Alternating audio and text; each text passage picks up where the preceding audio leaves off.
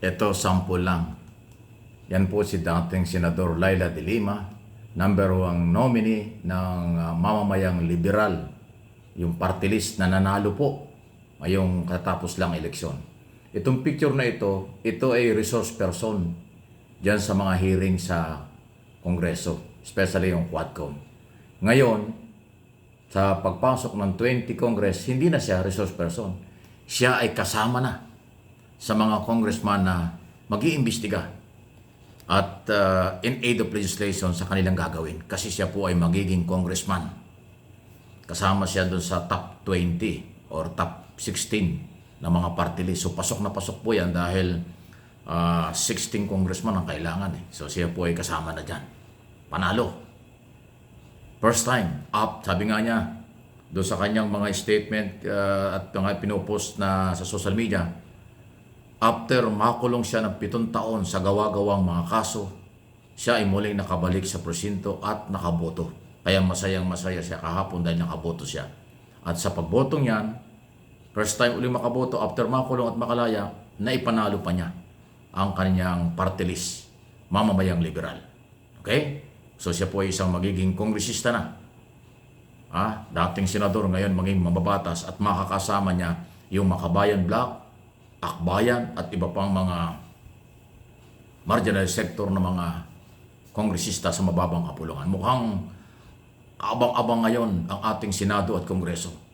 Sa Senado, magkakahalo-halo yung mga pro-Duterte, pro-administration at yung mga Liberal Party, Tiklawan-Dilawan. Sa Kongreso naman, ganyan din. Mas marami din po yung administration party, tapos masasamahan itong grupong ito ng mga agresibong grupo at iba pa. So po, mukhang makulay ang next Congress, 20 Congress na magsisimula sa July. Yan din yung 4 SONA, pang-apat na State of the Nation Address ni Pangulong Marcos. Okay? Sa July 28, kung di ako nakakamali, ang opening ng 20 Congress. So may mga bagong mukha sa Kongreso at sa Senado. Kaya kaabang-abang at babantayan ng inyong lingkod at ang aking mga channel, itong MA Pinoy TV at Mike Abi Opinions, ang galaw nitong ating mga nahalal sa iba't ibang posisyon, especially sa Kongreso at Senado. Kasi kung alam niyo kung bakit, sa Senado, yung mga bagong senador, yan po yung magiging senador judge doon sa impeachment dahil tuloy-tuloy na po ang impeachment. Hindi na mahaharang yan against Sara Duterte. Sa Kongreso naman, kung halimbawa, hindi ako sigurado, kung halimbawa merong mga prosecutors, yung 11 prosecutor na congressman na itinalaga diyan sa impeachment trial, kung sakaling hindi sila lahat makabalik, halimbawa, hindi ko alam kung may matalo dyan, pwede na ngayon palitan ni Jokno at saka ni, yun ang pwede mangyari. Pwede maging prosecutor si Jokno at saka si Laila de Lima. Kasi sila ay parehong magiging congressman-elect, party list system, this coming 20 Congress. Parehong magagaling na abogado yan. Si Jokno at de Lima. Yan ang pwedeng ipalit dun sa posibleng natanggal o hindi nanalo na prosecutor. Kung hindi man, makakatulong din ang malaki yan.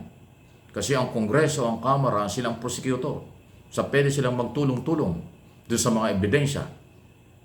Okay? Laban kay Sara sa gagawing trial sa Senado. Kasi hindi lang naman po yung 11 prosecutor ang magtatrabaho dyan. Dahil Kongreso ang complainant, Kongreso ang nag-endorso, Kongreso ang nag-produce ng mga ebidensya sa article of impeachment. Kaya yung buong Kongreso ngayon at yung Kongreso na papasok sa July, magtutulong-tulong yan para sa palakasin ng ebidensya laban kay Sara Duterte. Kaya hindi pa rin masaya ang mga Duterte niyan. Kasi lalakas yung mga prosecutor. Dahil dumami yung mga congressman sa ilalim ng party list na makabayan, kung tawagin, o sila po yung talagang agresibo. Isipin mo, pag nagsama-sama sina Colmenares, Laila de Lima, Jokno, yan po yung mga kilalang abogado sa kailang grupo. Malaking tulong yan.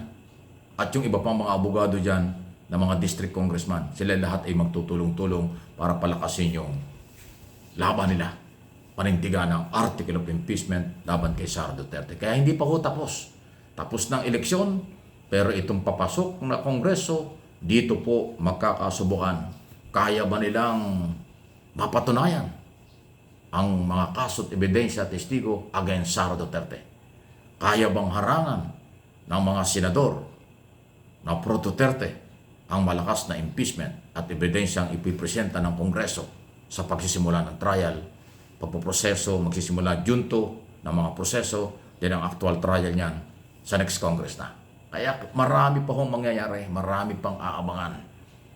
Nasa kamay na ng mga bagong senador at mga dating senador kung anong kahinatnan ni Sara Duterte. Ebidensya ba ang titingnan nila? Dokumento, testigo, o magiging kapartido? Na katulad ng kailang sinabi before election, gusto nilang manalo para isalba si Sara.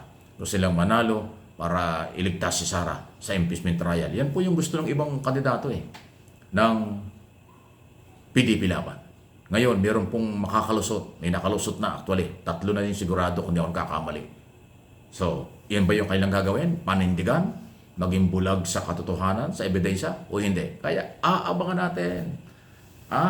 Maaaring lumakas lalo ang loob ng mga yan kasi 6 na taon. Speaking of 6 na taon, kayo mga butante, may pagsisisi ba kayong gagawin? Lagi naman ang pagsisisi sa huli. Ako, hindi ako nagsisisi. Kasi kahit 4 lang ang senador na sa ngayon ay nananalo sa aking ibinoto, proud pa rin ako. Okay? Kahit na yung majority ng ibinoto ko hindi nanalo, okay lang. At least masaya ako dahil yung gusto ko nasunod. Okay? At hindi ako magsisisi. Hindi ako magsisisi doon sa mga ibinoto ko sa ngayon. Sana. Di ba? Kasi yung pinanalo ko, yung 4 na senador na ipanalo ko, sa tingin ko mayroong sapat na kakayanan. Kaya nga sila siguro nanalo. Yung iba, baka may mga ibang dahilan kaya hindi sila nanalo, wala tayong magagawa.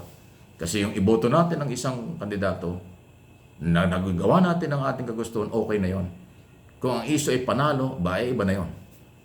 Yung iba na ang papanalo dyan, o yung mismong kandidato. Di ba? Kaya magsisisi na ba kayo? May nagsisisi na ba? May dismayado ba? Hindi. Dapat masaya tayo. Dahil pulso, hatol ng bayan, nagsalita na ating irespeto sa local and national position. At least na ipakita natin sa pangkalahatan.